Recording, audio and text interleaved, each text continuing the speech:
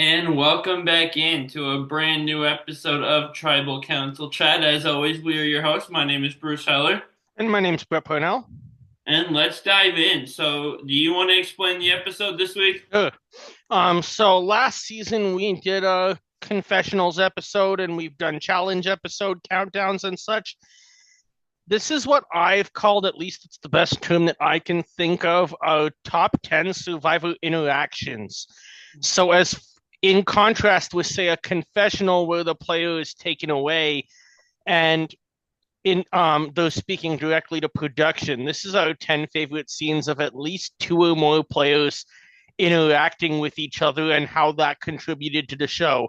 So it could be, I don't know about your list, Bruce, but my list is a mix. I have some human moments, some funny moments, some strategic moments. It doesn't really matter, just interactions that contributed to the show moving forward. Yeah, and mine's not exactly like a numbered top 10. These are 10 favorites in order. It's kind of just 10 I wanted to go over and 10 that came to my mind. Sounds So good. these Yeah, are I don't really have an order to mine. I have a decent idea of where I want the order to go, but yeah. that's pretty much it.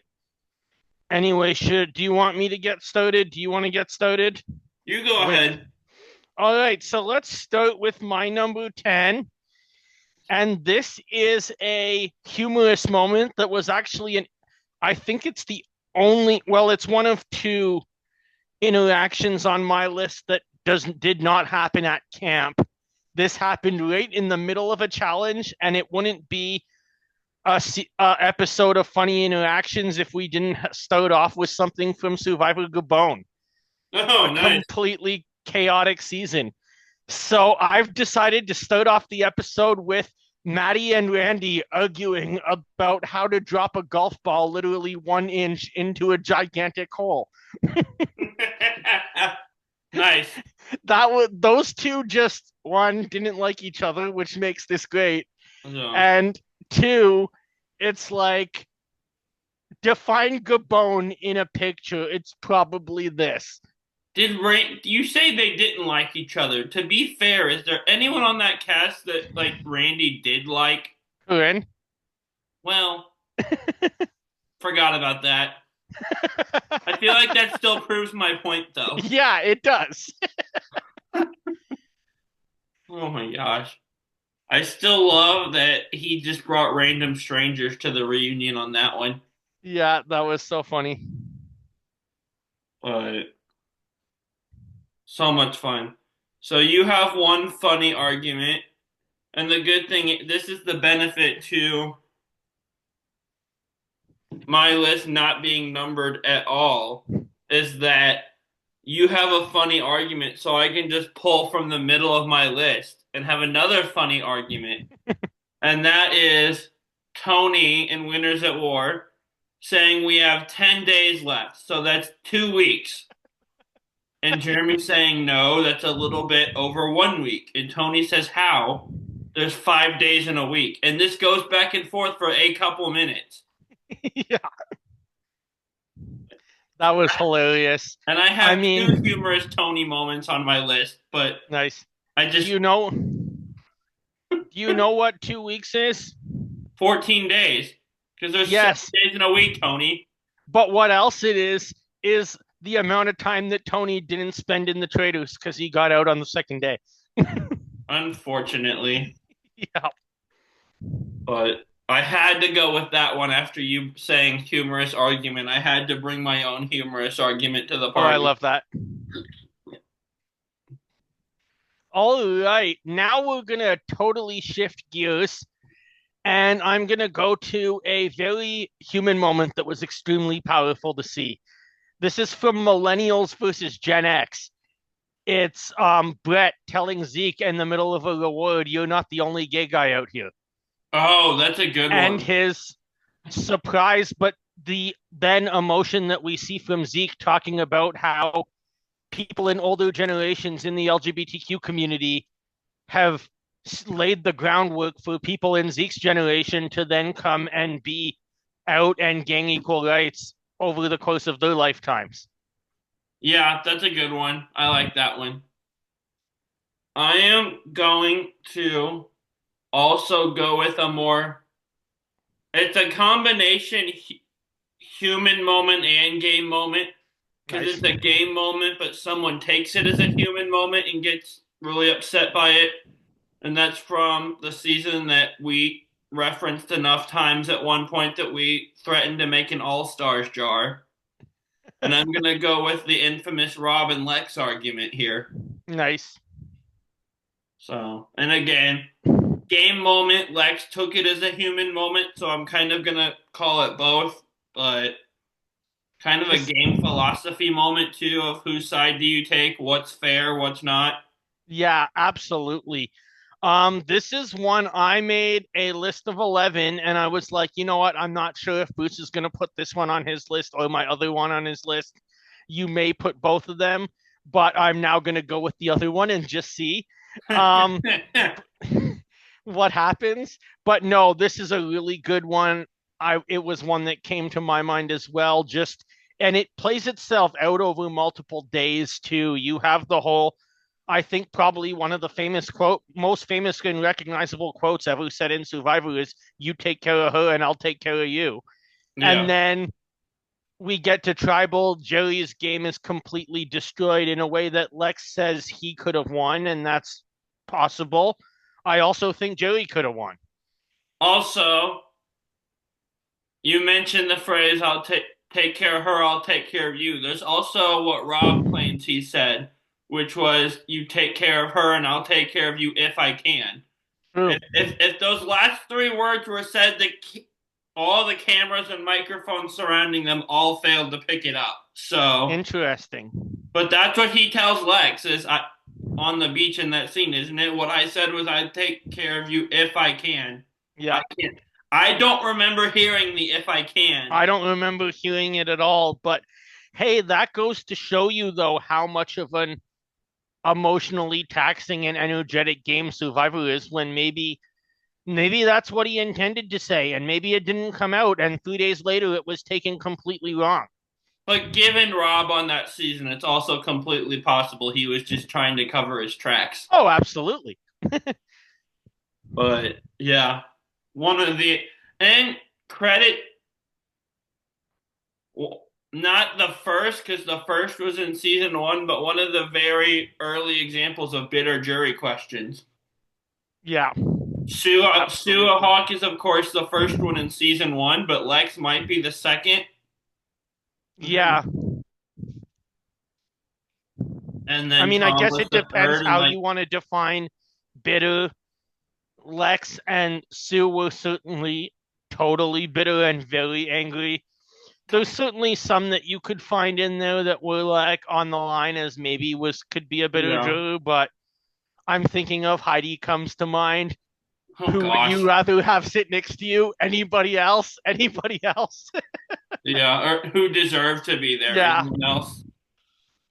To be fair, Tom wasn't that much more cool than Lex was with No, the whole not at fake all. handshake thing. That was also pretty up bitter.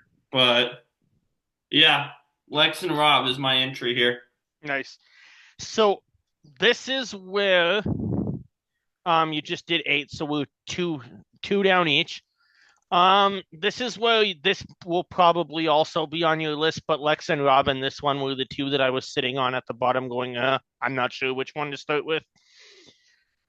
I am going to go with another very emotional moment here from Island of the Idols, and that's Jack and Jamal. Oh, I love that one. I forgot about that one. Okay, so I picked the right one. Perfect. So this was a moment when Jack makes a comment in humor that is perceived by Jamal to be racially insensitive. And instead of actually getting upset with him and thus dividing the two, Jamal decides he's going to use it as a teaching moment and show Jack how what he said was actually interpreted to him and why he feels that way. And Jack took it really well. Yeah, I love this, and I love Jamal for this scene. Yeah, Instead of just If he had just kind of held a grudge or been upset with Jack the rest of the time the two of them were out there, it would have been understandable. But he Absolutely. takes it as a teaching moment and instead of being upset, just wants to educate. And I love that. We need more of that in the world. So do I. Um, I've met Jamal in real life. He is one of the nicest men you will ever chat with. Oh, nice, nice. That's not surprising. We watched about one in between two commercial breaks of the premiere of 41 together with a couple other fans in New York City. Yeah, that's cool. And so that sounds really fun, actually. It was. Going forward into my next one, I have a game moment, and this is kind of just goes into the nature of the difficulty of returning player seasons compared to new player seasons. Nice. And that just because you've been on a season with someone before doesn't mean you're on the same track this time. And that's the infamous Parvati Amanda conversation in Heroes versus Villains that I Nice. don't think could have been more awkward. Yeah, absolutely. These are two players that, well, went to the end of the game together just 4 seasons before. But just because, like you say, just because you went to the end of the game with somebody in one season, Survivor isn't the challenge. It doesn't mean that the same alliance is just going to run every season that they play on together. Yeah, and you have, and the thing is, I both of them knew they were on separate tribes. I don't think either of them were interested in playing together, Right. but they kind of, because everyone knew they had gone to the end in Micronesia together and were this tight, everyone kind of expected some convo from them. So we got And I this especially awkward think, fourth thing. yeah, very true. I especially think that the reason that they weren't interested in playing together, though, almost boils down, and I'm curious to know what you think, but to production. And I don't know why, and this is just me, but like Cook Islands had the racial twist, which then quickly swapped. All Stars, they swapped well. Saboga got dissolved, but you get the idea. Yeah. Fans versus favorites had a swap. I'm not so sure why Heroes versus Villains was just perceived to be this battle that couldn't be divided by production, and therefore ultimately they built, I think, Jeff and his team built a narrative that Heroes versus Villains was really going to play out until day 39. When if around day 10 they said, hey, we're going to mix some of you up, they would have probably played more Survivor than played Good versus Evil. Yeah.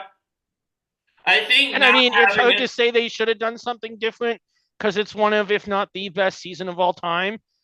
But I do think that Parvati and Amanda would have worked together if they swapped, and I think Danielle would have been part of that too.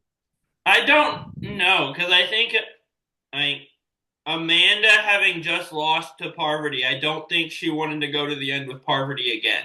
Mm, Is my guess. interesting. But also, I am one who's almost always in favor of a tribe swap. One of my beefs with the new era is that we're 7 seasons in and we've only had one season with a true swap. Yeah, I agree. We had 44 with the kind of weird half swap, but I'm not counting that. Heroes versus villains, I don't mind it though, because I feel like the not having the swap kind of strengthens the theme of the season and really solidifies that concept of heroes versus villains, the good guys versus Yeah, not bad guys, but willing to be underhanded. different ways of playing the game. Yeah, that was really kind of the theme of the season. And I feel like not having a swap kind of strengthened that concept a little bit. Yeah. But also, they, But when we do say in Micronesia get a swap, we could have easily tried to strengthen fans against favorites, but instead we get one of the best alliances of all time. yes, but with that one, if they hadn't done a swap, there would have been like one or two fans at the merge. I know. I was hoping you would go there. But insert Penner's Boston Red Sox quote here, as only he, well, not only the words of it are funny, but just Penner's tone of voice in that Yeah. confessional is incredible. But and also, even if you don't have a swap, there's nothing stopping you from working across tribal lines at the merge. We've seen it happen with new players. Yeah. And I mean, Sandra and Rupert, for example, played together on their first season. They Yep. just nobody wanted to be the one to cross that line. Sandra That's true. tried to warn them about Russell, but It didn't work. I think the heroes versus villains, like that concept really rang true to the way they want, like the players were playing. Yeah. They were put on these tribes, and therefore that's how they saw themselves, and that's how they wanted Right. to be. But that's what I'm kind of getting at is I think production may have really drilled that into them to start the game, and that's why it came out that way. Yeah, I feel like it worked though. Oh, it did. You cannot criticize anything about that season. I can criticize JT and Tyson. Yes. I mean, the season as a whole, it couldn't have gone much better. If Tyson doesn't do what he does, who knows? Maybe Rob's the first two-time one. Well, no, he wouldn't have won yet. Never mind. Maybe Rob wins that season, would have been my point. I was about to Maybe. say two-time winner, but he lost All Stars. So, also shout out to us. We don't reference All Stars near as often as we used to. That's true. I think we finally ran out of references. Probably. I also haven't watched that season since like a few years ago. Yeah, same. All right. So you just finished yours, right? Yeah, that was my third one. All right. So I'm gonna go to my fourth one. I mentioned that two of them on my list do not take place at camp. The other eight do. One was in the challenge in Gabon. This one is an interaction that takes place on reward, and it's the only other one that doesn't take place in camp. We're talking about a very strategic interaction from the season we just watched, Operazione Italia. Hmm. And that is Operation Italy. Genevieve, Sam, and Andy taking over the entire game, at least at that point. I like that. That's an awesome one. My one of the best moves and episodes of the new era. Absolutely. Took out the person who I had been saying would win for a few weeks, and I couldn't even be upset because of how good of a move that was. And gave me a renewed hope that the person that I thought was going to win would, only to dash it a week later. Uh-huh. So, yeah, that's a really good one. This is really, yeah, this And was, seeing it, that split vote really just goes into one of the best moves of all time, and it almost kind of merges back into like what we talked about when we did Cook Islands a couple weeks ago, because without Plan Voodoo there is no Operation Italy, yeah, but which yeah. is just crazy to think about.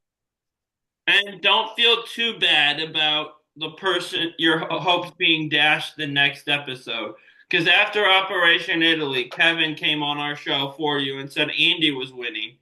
And he Yep. went home before your Genevieve did. Yep. So just have to throw that Hey, in. I mean, I've got to say another thing here. All three of them would be probably very high for new era players on production's list for 50 now. Yeah, I agree. But yeah, so that's a really good one. I love that. I love earlier in the episode, you have for the Girls Alliance planning out the rest of the game, and they have the numbers to the point where they can't be stopped. And then one reward later, Andy, Genevieve, and Sam have this plan. They convince the majority to split the vote, the four girls, and we get a 3-2-2. And we get the rare occurrence where someone goes home without receiving a majority of the votes. Yep, Just incredible. it was. So, my next one We just had an Amanda moment. I'm going to go to my other favorite player. And this is kind of a moment where it just kind of shows how people can click on day one. And we've seen a lot of iconic duos in Survivor history. And I don't know that I would put this on amongst some of the great duos like a Parvati Amanda, like a JT and Fish. But I'm going with day one, Edge of Extinction, Kelly and Lauren in the woods, just I kind of love that. clicking, Lauren fangirling out over her favorite Survivor player, and not only an alliance that as the whole game was born, well, till they're both out, but a friendship that is still like besties outside the game to this day. Yeah, absolutely.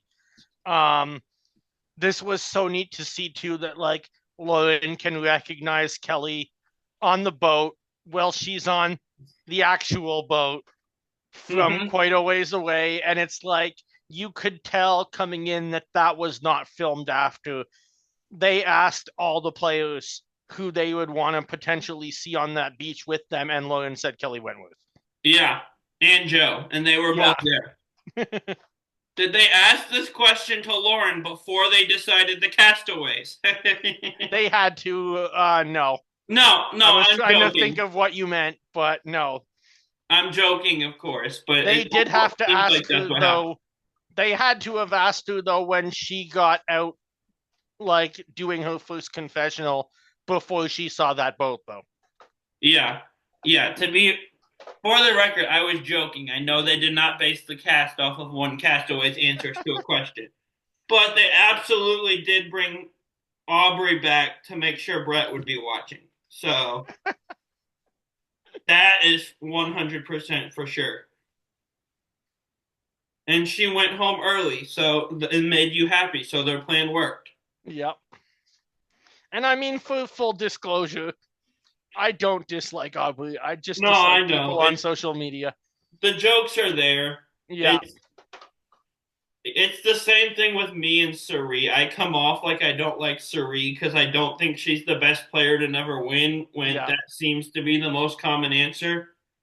And because I think Exactly. Amanda's better. I don't have anything against Cirie. It's the Cirie super fans that act like she's just wronged at every turn. The But I world don't of need to get social on that media. soapbox again. I did Yeah. that in our mailbox episode. So, The world of social media isn't great. yeah, I got on that soapbox once in our tree mail episode. The internet did not come after me, so I'm not going to press my luck and give them another chance to That's funny. until our next tree mail episode because that was fun. Yeah. So, my next is it my no, No, it's your me. turn. I'm good at counting. So I have two on my list from the new era, and I'm gonna give them to you back to back. Ooh. This was just a fun moment with that's more sociable, but a fun moment in 42, especially with some of my interests that I was just like laughing slash on my feet clapping at the same time. And I thought it was just perfect for what we need in society and what everyone was going through culturally after the pandemic and whatnot. Omar Zahir telling his tribe as he prays 5 times a day, if they have any questions about Islam, he's glad to talk about it. To which Jonathan replies, if you have any questions about Christianity, I'll talk about it. And Lindsay says, don't ask me anything. I'm a bad Jew. And I burst out laughing. I forgot about that. Very cool scene. I love seeing people being open and willing to talk about these things and share their faith. And then Lindsay just throws humor in there at the end in such a funny way to me. Yeah. That's a great one. You have two great new era moments between this and Operation Italy. But yeah, I thought this was just great. I thought it was so symbolic too of like what does go on in different communities because at least one of the things that I know as someone who's very involved with the Canadian Jewish community is that lot there's a big difference in Judaism compared to other religions, in which case being Jewish is both a religion, but it's also an ethnic and national origin. So, which we don't identify, say, citizenship or our culture as Christian, you would say you're American, I would say I'm Canadian. But people that are Jewish both could be um, religiously Jewish, but they could also be ethnically and culturally Jewish, meaning that they come from the descendants of the 12 tribes of Israel. So therefore, there's a lot of people out there who, like Lindsay's saying, might be ingrained in the Jewish culture and practice Jewish traditions, but they're not actually religious. So that's where the funny joke comes at this scene for the audience who didn't quite get it. Yeah, that is fantastic. I love that. And kind of going back to Jamal versus Jack, I love the other two being so willing to learn, like share and teach about their faith. That's really Yeah. cool. And so next up, I am going to be taking us in a very different direction than Christianity and Judaism and human moments. And I'm gonna go Johnny Bananas a little bit and do a useless prelude and like monologue into my actual answer, as you've seen him do with his votes. There's been many different types of jury speeches over the years: bitter, promotional, just honest information seeking, funny. There's one jury vote ever that has basically come off as a way of hitting on someone. And that is Natalie Bolton's jury question in Micronesia to Parvati, which just might be the most awkward slash confusing to everyone on the television thing that I've ever seen. Yeah. And Including to Jeff. paraphrasing, because I don't remember the exact quote, or I didn't write it down, was you basically saying, Parvati, you did this great job playing this flirt character, part of your strategy. How does that resonate for you in the bedroom or something like that? And like, Yeah. how do you even answer that? What does that even mean in this sense? This is just her trying to hit on Parvati, I'm pretty sure. The only person who understood that question in the entire world was Natalie Bolton. Jeff's facial reaction, perfect. James Clement is just like confused out of his mind. Maybe it wasn't hitting on her. I feel like I've heard her. Maybe think she was on Tyson's podcast. Maybe I heard her somewhere, and I feel like I've heard her say like she was wanting, heard her say or heard someone say that she was like trying to make Parvati squirm a little bit because she already knew that's who she was voting for. I could see that. But like this It did not question, come off well as much as Natalie is an amazing player and great entertainment. this question was still great entertainment. It's just Yeah. kind of what the heck is that? Super awkward, but super And fun. then Jeff is just like, Pavudi, do you understand this question? Which made it even funnier. In a final tribal council where Ozzy professes his love for one person and just goes super bitter and hates the other finalist. Natalie was somehow the most awkward Yeah. jury question when Ozzy should have ran away with that title. Should he have enough? But hey, this season, Ask James and Eric is all about taking titles away from people that you never thought would be taken away from. Yeah, those two had the. Yeah, James going home with two in China, then watching Eric and James on the jury saying, "Yes, I'm not the dumbest one ever anymore," is fantastically underrated. And the funny thing is that James's move to go home, well, not move, but lack of move to go home with two immunity idols, now that we're through 47 seasons and not 16, does it even rank in the top, like, 10 dumbest moves ever? Probably. It's probably close to the bottom of that list, but How many people have done that though? two. Yeah, so like it's still pretty bad. You had Yeah. two of them. And he went home late too. If he had used them, he could have gone to five maybe. I Yeah, forget what true. round he went home in. 8. So he could have gone to at least 6. Yeah. But James also a great confessionalist, great with monologues at Oh, he the is. Micronesia reunion explaining what Eric did was fantastic. Yeah. All right. So you just had a publicly shallow moment. I've got another one here Okay. because Pavlidis's been on this show enough that she's bound to come up in pretty much any list that you do, at least Yeah. once or twice. Yeah. We have heroes versus villains, a strategic interaction between Pavlidi and Danielle, hiding the clue from Russell. Hmm. Yeah. This was amazing television. It was Pavlidi and Daniela saying, even though we're in an alliance of three, we really have a sub alliance of two within that, and that the game didn't really include Russell because they weren't going to share with him any information on the location to the immunity idol, but the two girls would share it with each other. I think that's really smart. If let's say that you're Parvati and you find the immunity idol and you need her help to go forward, you'll probably use it on Danielle. If you're Danielle, you'll probably use it on Parvati. If Yeah. you Russell, you will cut anybody loose to keep that for yourself. Yeah. And this is a huge moment in the season because up until this point, we kind of seen Russell and Parvati as this duo. And this is where I think it switches from Russell being Par's number one to Danielle being her number one. Yeah. And that ultimately is Danielle's downfall when Russell realizes he has to take her out after the merge. Yeah, because Russell was kind of already not happy with her about something. And then About the fact that she had the other idol. Danielle sits at Tribal and says to Russell, Parvati and I are closer than you know. Yeah. Which, why would you say that? But Not also, why smart. would you say that at Tribal when he's already upset with you? Yeah. So, kind of a fumble by Danielle there, but this moment you're talking about is huge because it's kind of where we realize that Parvati doesn't need Russell, and a lot of the Russell fans that claim like he was the power in that duo and he's why the two of them got to the end aren't correct. Because she didn't need him, but he needed her. Yeah.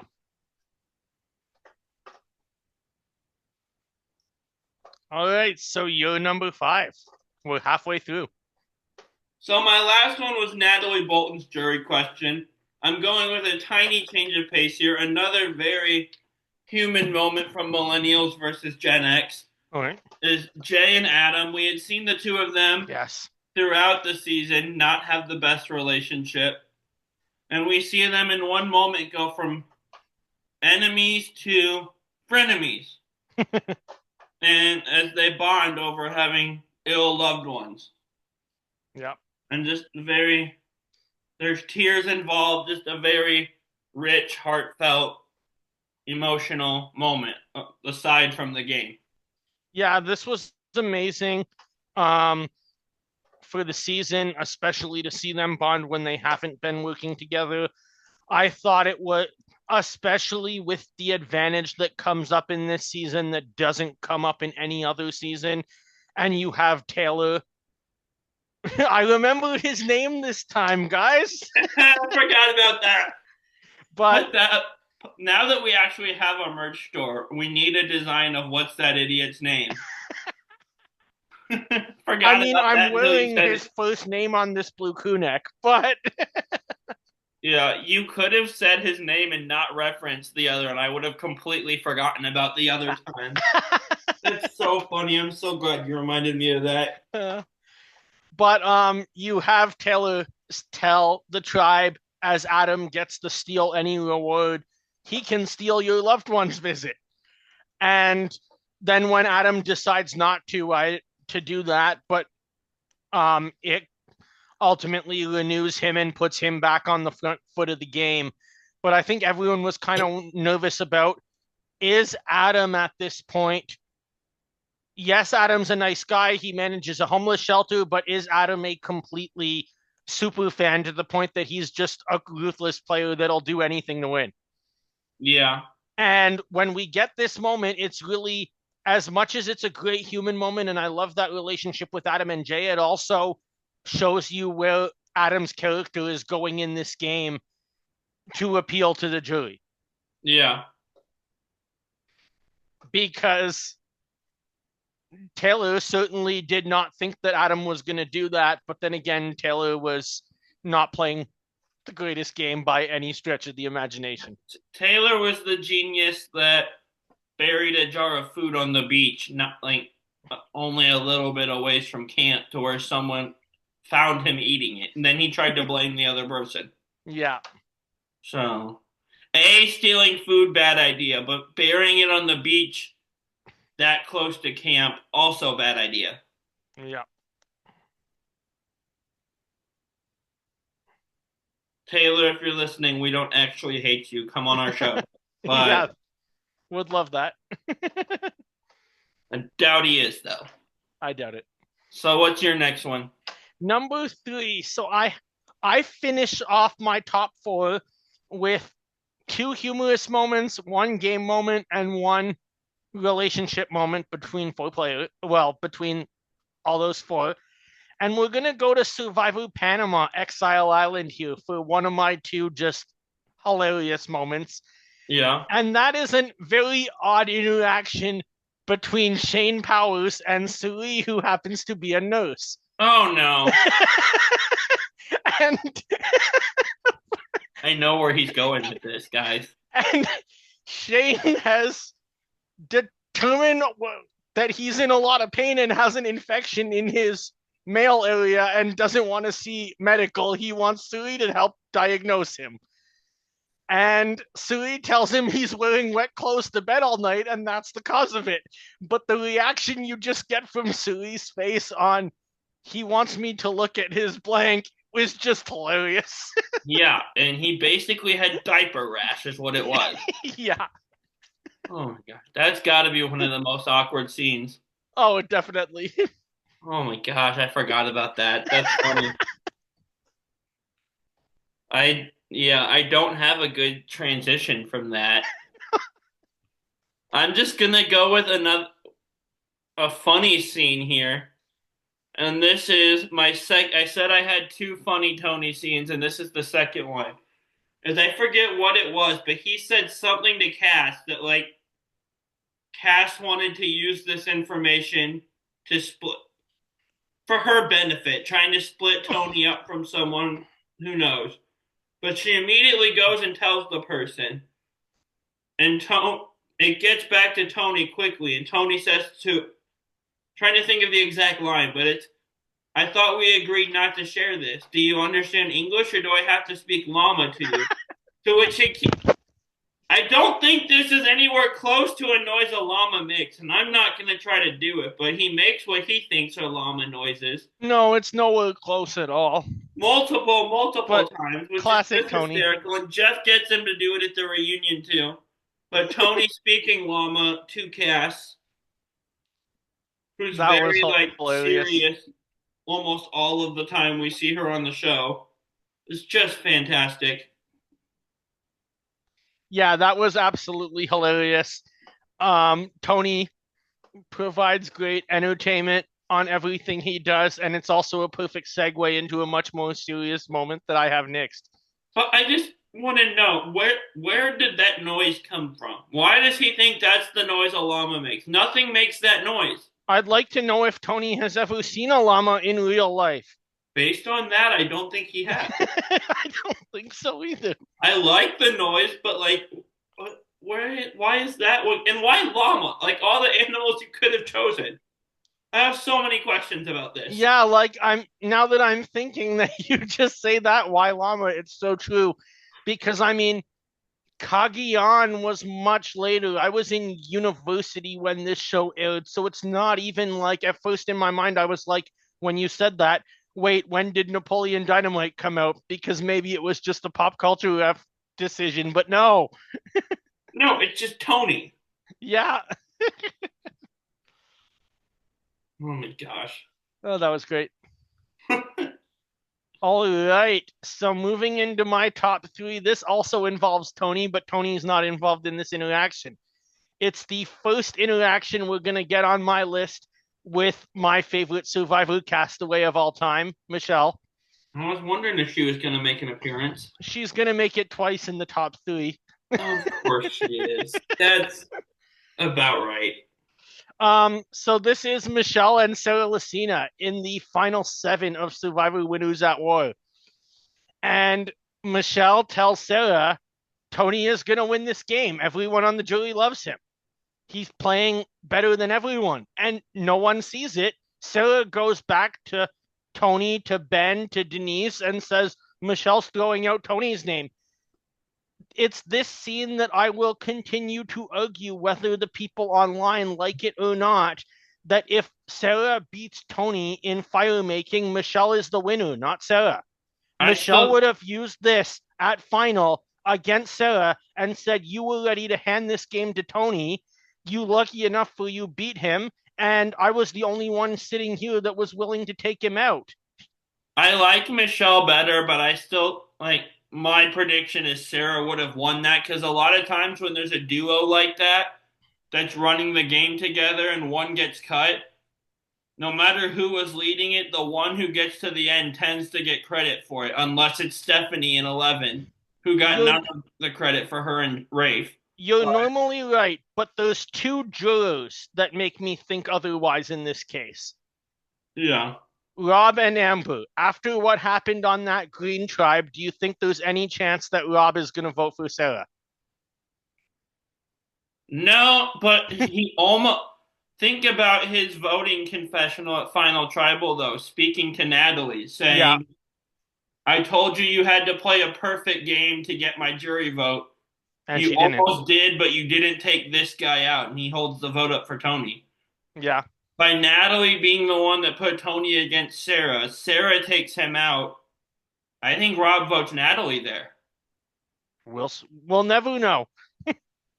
I'm gonna ask ChatGPT later because our AI intern knows all, and by all I mean not anything actually, but it's entertaining to ask. All right, what's your number 3? My next one is a jury question, and it's the question itself I is love that funny, you but put in jury questions because I was like, does this count or not? So I didn't put any on my list, but there's a few I wanted to. So I'm glad they were represented. well, I have two, and I referenced the third one when I talked about Lex. So, Nice. but this one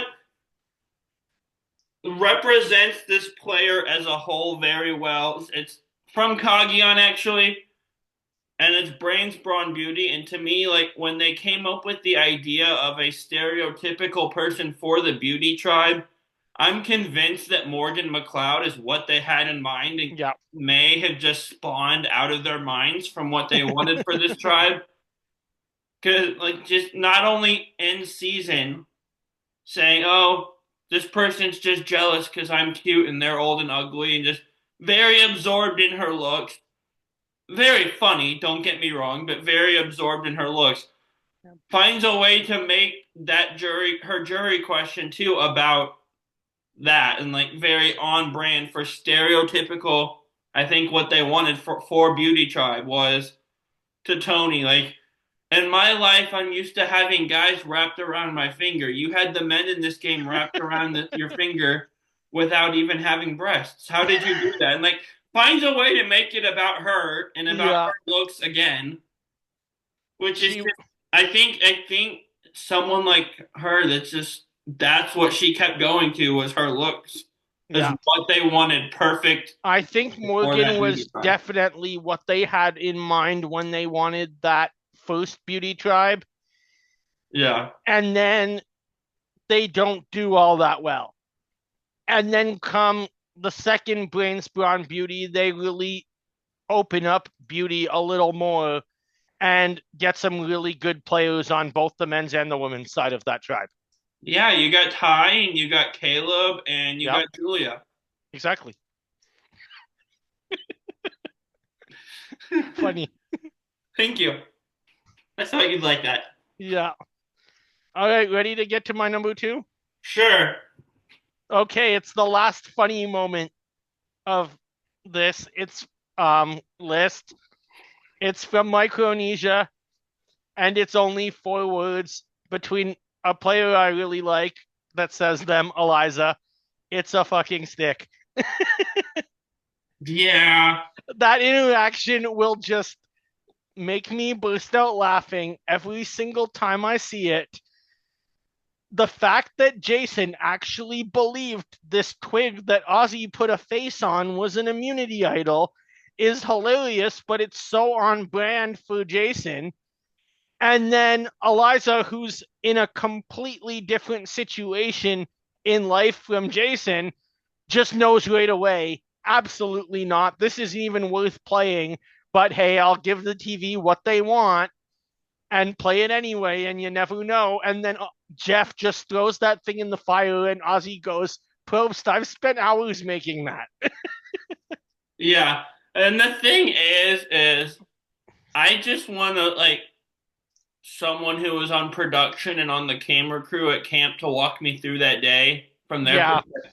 Oh, Because what we see not only from Eliza, like just well, from her first season, she seems very like I don't want to say confrontational, but not afraid of an argument either. yeah. I mean, it And takes those like, skills to run for public office and to be a lawyer. yeah, and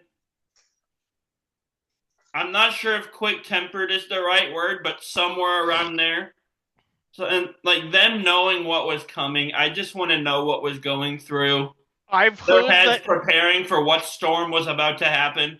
I've heard rumors that Eliza knew her game was over when all of the camera people started chasing her and Jason down the beach. Oh, geez. And that she knew once she saw how adamant they were of we have to get this, that this was not good. Gosh. And I will say this. Just first off, just Jason. That's my first sentence. Jason. Eric gets a lot of crap for the final five thing and final six, actually. And rightfully so. It's my vote for dumbest move in show history, like I've said on this show. But people act like because of that one thing, Eric is the most naive member on this cast. And it's absolutely not him at all. And Yeah. Jason's so much worse. Because you've got this, and you've got Jason with everyone on the bench that's finished with the challenge, crossing their fingers behind their back or just down at their side, saying, "No, we won't send you to either. We won't send you to exile, or we won't vote you out if you step down from this Yeah. challenge." And he steps down, and whatever they said they weren't going to do, they did that same Yeah, episode. they voted him out. Yeah, they promised they wouldn't vote him out, so he steps down, gives a win to Parvati. Was that this one? Yeah. So I just, yeah. There's probably more Jason being naive stories also, to be honest. But uh that guy. So my next one, actually my last we have what, two more? Two more for you, one more for me. They're actually both heroes versus villains. Nice. And one is from this one's from Sandra, and this is late in the game. You've got Russell who's kind of ruling by fear at this point, and where you've got like the geyser reward and Jerry's on the reward like, "Oh, I hope Russell's not mad at me when we get back to camp," something along those lines, because she didn't take him. And like, you know how Russell is. Yeah. Well, Sandra had talked to Rupert and said, "What if we try to go for Russell?" And Russell immediately comes up to Sandra and says, "Are you with me or against me?" And Sandra, without even changing her tone of voice, looks at this guy who's kind of been ruling by fear. He's the bully of Survivor up to that point in show history, maybe still, I and think he just still says, is. "I'm against you, Russell." Point. That was great. Iconic quote right there. I'm Yeah, against I would you. definitely say he still holds that title today. He's not alone, but he's the big one.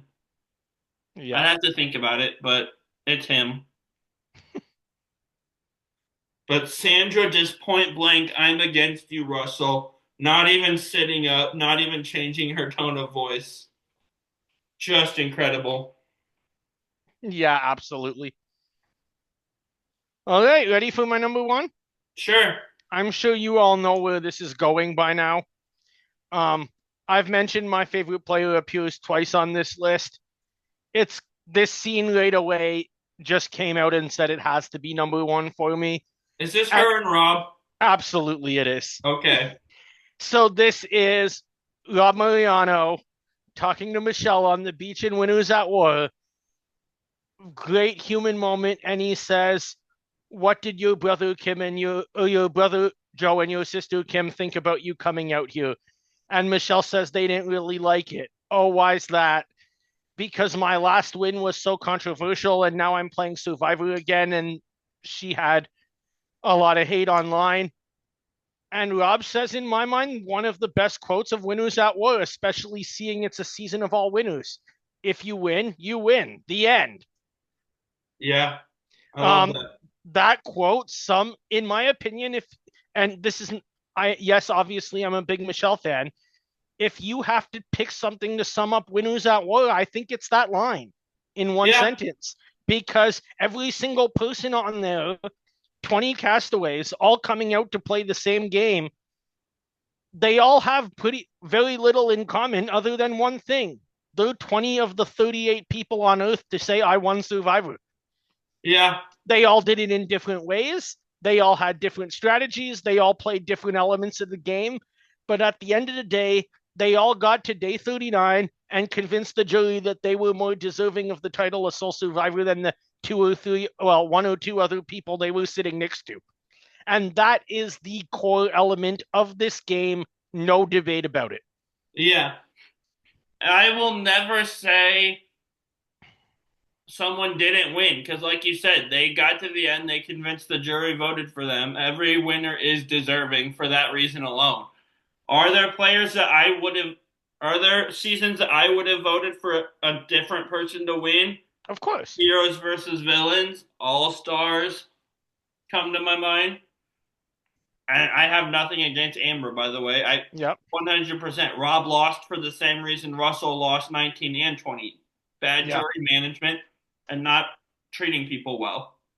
But difference is I Rob certainly won. have some new era seasons that would come to mind, but Yeah, hey, it doesn't matter. I'm not playing. I only see what they've chosen to show me on my television set, and that's about 1/1000th of the actual game. yeah. I because of this show though, I get to say one of those people I would have voted for, 42. I got to tell Mike Turner I like Marianne, but I would have given you my jury vote. And I think he Yep. was appreciative of that. So Yeah, I love that. I would have too. I think you told him that too after I did, didn't you? Yeah, I think so. But yeah, so and also you mentioned you just gave me an idea because you accidentally said two people they're sitting next two or three instead of one or two they're sitting next. Imagine next season they get to Final Four and they think they're doing an immunity challenge for fire making, and Probst goes, "No, you're the Final Four, Final Tribal tonight Oh, or tomorrow," jeez, that would be funny. and it's like a Final Four instead of a Final Three. That'd be a fun little twist. That That would get be, every that especially appease all seeing the that people that want to get rid of the fire making at four and think it's the Antichrist. would get what they want. And again, I don't love it, but I understand it. I feel like a lot of people refuse to see the reasoning for it because they just don't like it. Fair.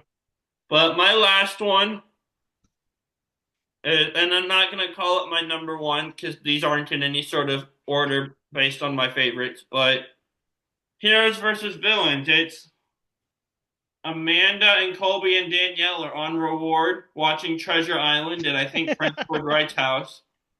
Yep. Danielle finds an idol clue in the popcorn and like reaches down and puts it on under the bed on her side.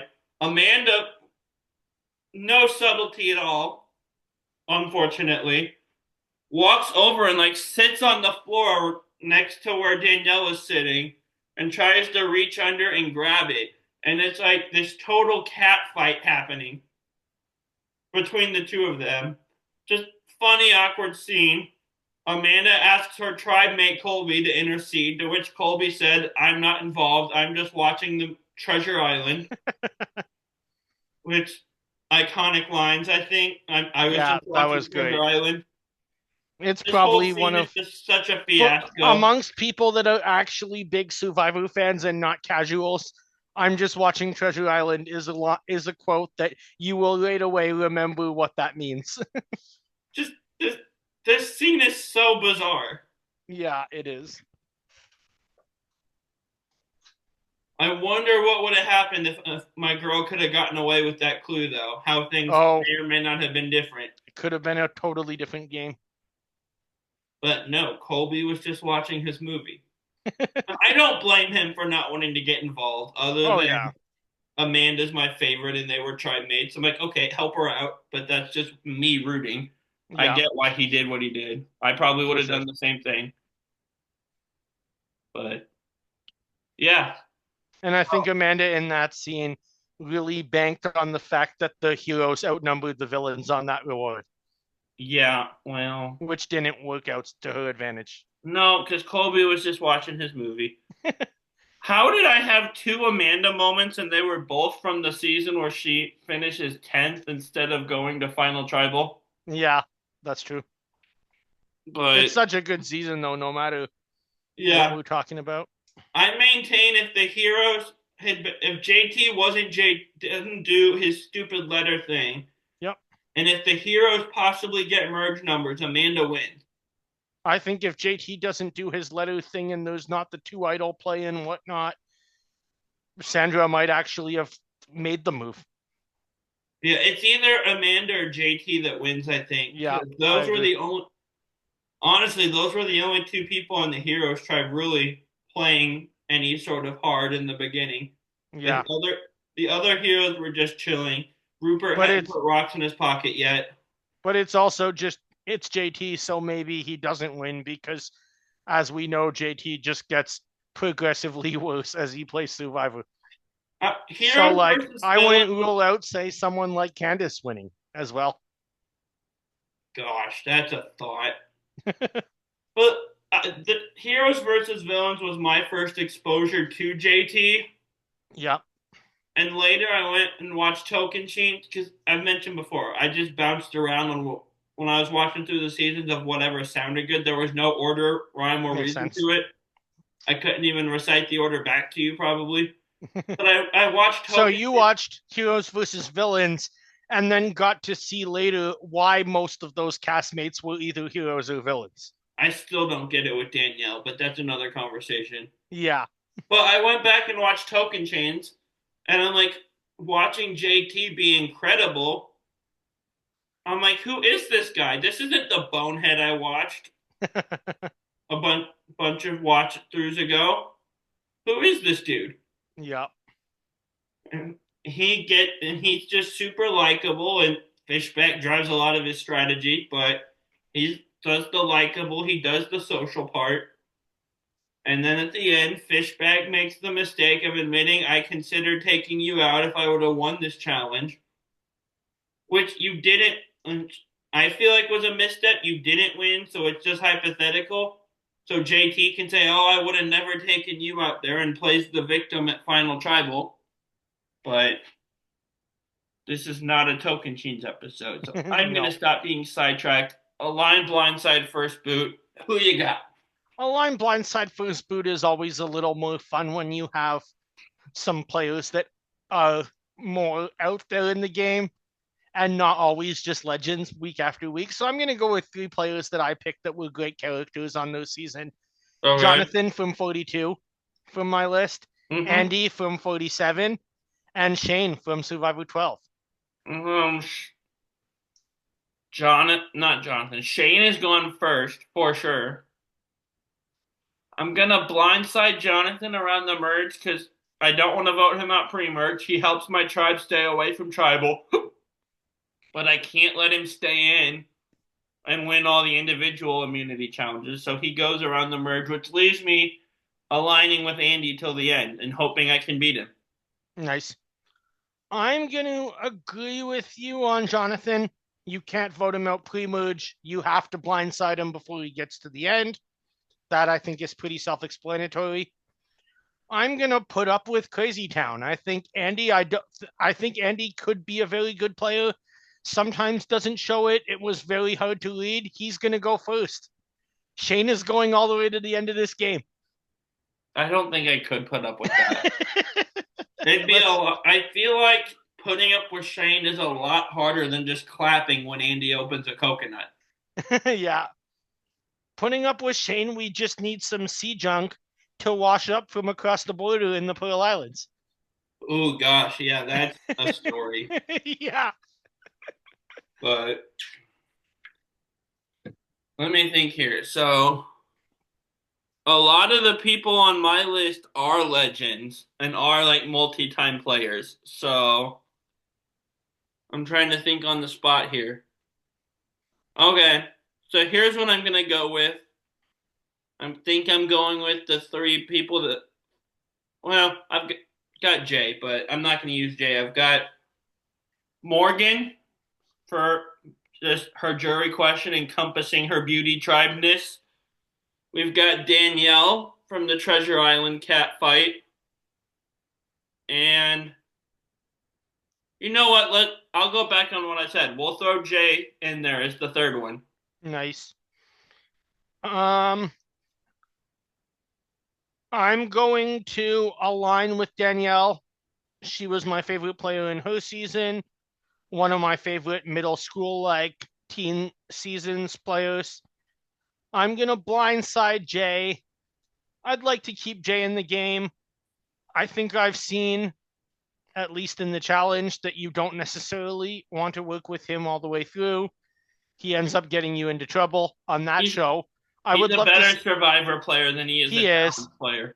I'd love to see him play Survivor again, but I think he's probably one that I'm gonna vote out around 7 through 9, and that leads me to first boot Morgan.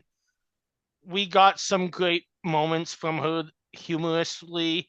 I'm not sure how much she can contribute to an alliance, but hey, if she was in the game, I would be totally down for it in the future. Yeah, me too. I am also gonna first boot Morgan for a lot of the reasons you said. Not only contributing to an alliance, but around camp. I feel like yes, she's hilarious. She's great entertainment. A lot of people's frustrations with her around camp was she didn't do anything. She laid around the shelter all day. And I don't want to be tied to that because then people don't like me by That's it. association. The other two is where it's difficult because what I said, yes, I do believe Jay is a lot better Survivor player than he is a challenge player. Yeah. Even though he's played Survivor once and 35, 36, 38, 30. Played the challenge 4 times if I count right. Yeah. I know he's a Michele ally. You're not going to like me saying this maybe. I don't think Jay is just a very good challenge player. Yeah, I agree.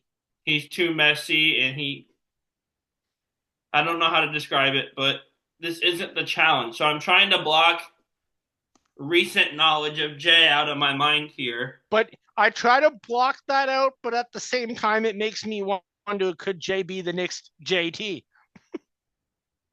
Yes, but JT was incredible his first season. I Jay was know. good, but like I'm gonna align with Danielle not because of Jay's recent memories in my head, because I've seen Danielle go to the end and I know she's capable of it. Yeah, And as a bonus, she lost when she went to the end. So that's true. I'm hoping for a Panama repeat. Nice. This was fun. This was fun. So definitely then go like us on Facebook, Instagram. Always feel free to message us if you have any suggestions for what you want to hear about next. Check out the merch store on Redbubble. We'll be back for a couple more weeks probably of off season, probably 2 3 more episodes depending on CBS's schedule, and I'd imagine come around right after the Super Bowl is when we'll get the cast of 48. They should do what Australian Outback I think did and be like have their premiere air right after the Super Bowl goes off TV. On that note, I've got a suggestion because my dad mentioned it this week before, and obviously you and I are wearing some matching merchandise right now. My dad says we should put a bet on the AFC Championship. Okay. Uh, Next week's Tribal Council chat, Luzu has to sing a Taylor Swift bridge on the podcast. Oh my God.